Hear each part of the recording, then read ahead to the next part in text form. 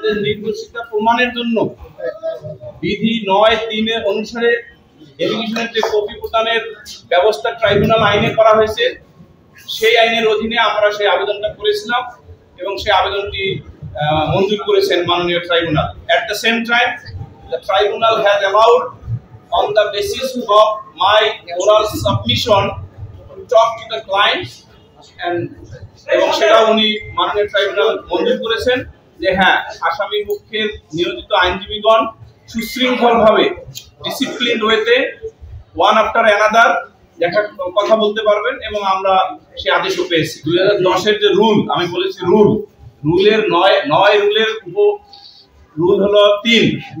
এখানে বলা হয়েছে যে প্রত্যেক আসামিকে যখন অ্যারেস্ট করা হবে on the basis of arrest warrant, অ্যারেস্টের সময়ে তাকে কপি অফ এলিগেশন, অর্থাৎ অভিযোগ কিসের অভিযোগের ভিত্তিতে তাকে অ্যারেস্ট করা হচ্ছে সেটা দেয়া হবে অথবা পরে দেয়া যেতে পারে।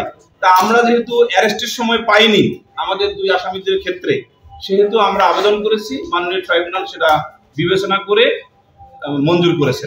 অভিযোগের কপি আসামিদেরকে ওয়ারেন্ট এক্সিকিউশনের সময় অথবা পরে প্রদান করা যাইতে পারে।